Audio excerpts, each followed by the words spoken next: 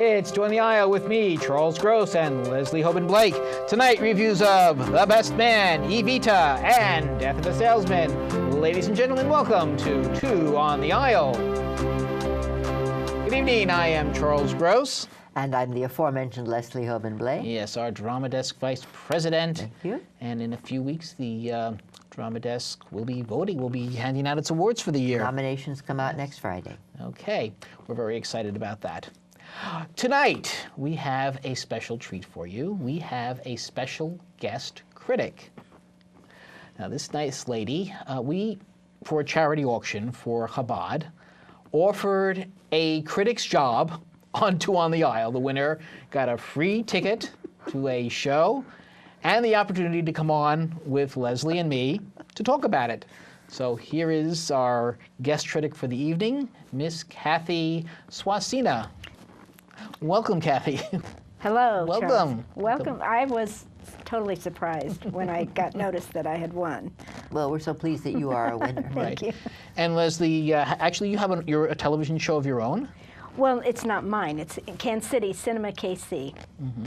And you present movies, or? We do. Every week we spotlight local filmmakers and show their shorts or features at the nearby theater. Right. And you are also known as the Marble Lady.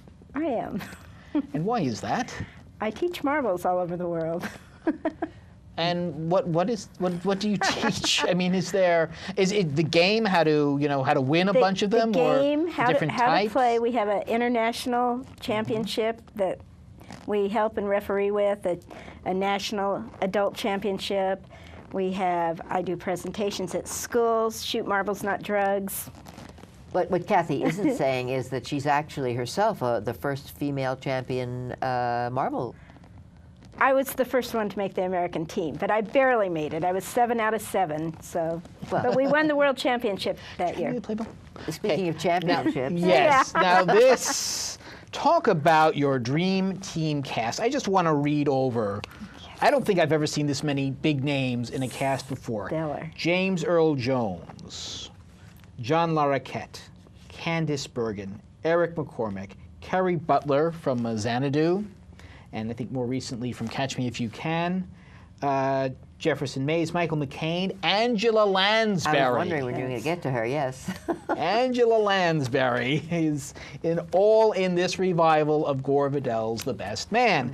Now, this is a play, takes place in 1960, and it covers the presidential election. And Larroquette plays this very straight arrow candidate who really wants to run a clean campaign, while McCormack, formerly of Will and Grace, plays this real sleazeball who has something on Larroquette's character, and he's ready to use it until... Well, why don't we let Cathy take over here? Cathy. Well, Larroquette's wife, played by Candice Bergen brilliantly, she mentions to him that if she were to bring up the marital infidelities, that could possibly ruin his career. And they have an agreement to play it on out. Mm-hmm. And the one from Eric, he has the mental records from the mental. Right. The opposing candidate, played by Eric McCormack, has that. But then John Larroquette's character gets information that McCormack's character is gay. Yes. Might be. It's iffy. But it is enough probably to kill his candidate. Yes. Definitely. And the question is, but he doesn't want to use it. And that is the dilemma. And then you have James Earl Jones playing a former president who is basically telling him, yes, you have to use it. And Larroquette's character was his Secretary of State. James Earl Jones is supposedly based on Harry Truman, although it's a really funny idea to base that on that. But he's a very folksy. 1960 is kind of the turning point where you go from folksy to sophisticated. But he understands the importance of getting down and dirty. He's a fox, man. He knows everything. And he's not afraid to heave a little of the dirt himself. So did you enjoy the play, Cathy? I did very much, and I was intrigued. I wondered how all those strong personality actors would be able to work together if it would work, and it worked wonderfully.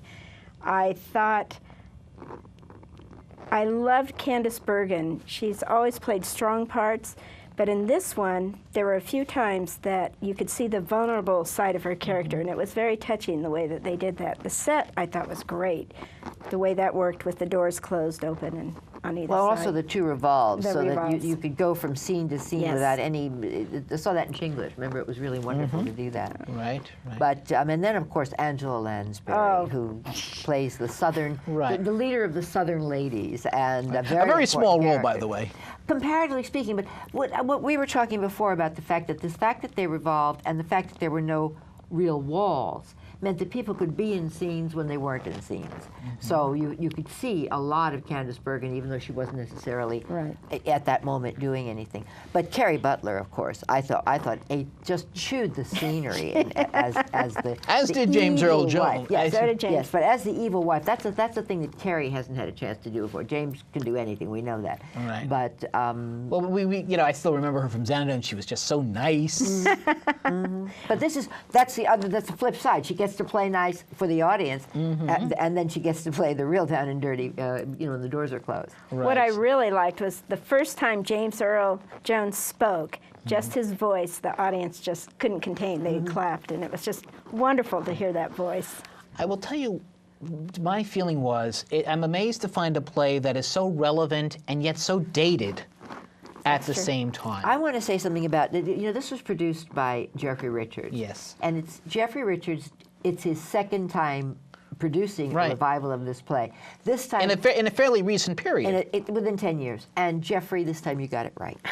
Because the last time it wasn't relevant. And I think they did it again during a different campaign, because that's the only time you can bring this thing out is during a campaign. But for whatever reasons, and I remember who was in it, and I don't want to say it was anybody's fault.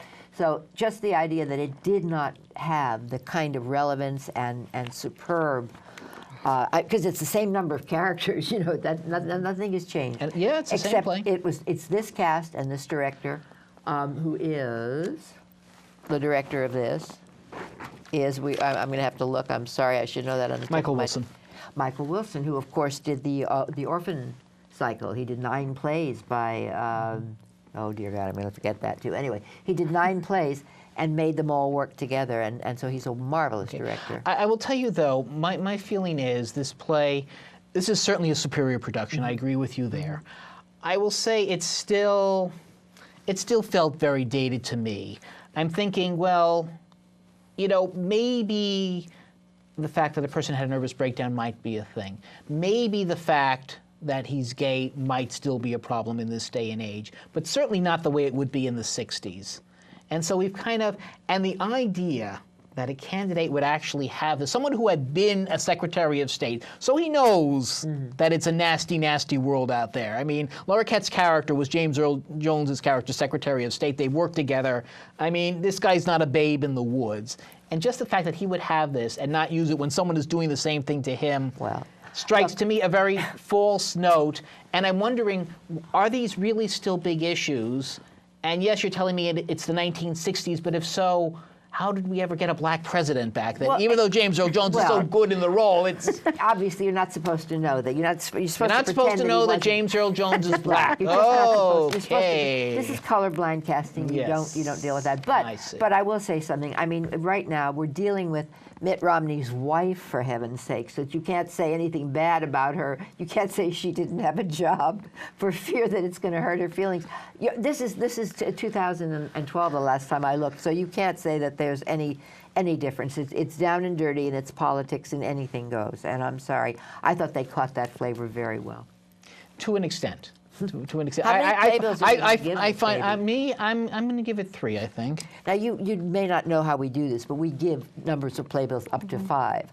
So I'm going to give this a 4.5. I thought it was that really much fun. I was going to give it a 4. Okay. Well, I am obviously. We averaged that out. But I will say, I don't know when you will ever see an incredible cast like this again. And here's a quick James Earl Jones trivia fact. He never actually says, "Luke, I am your father."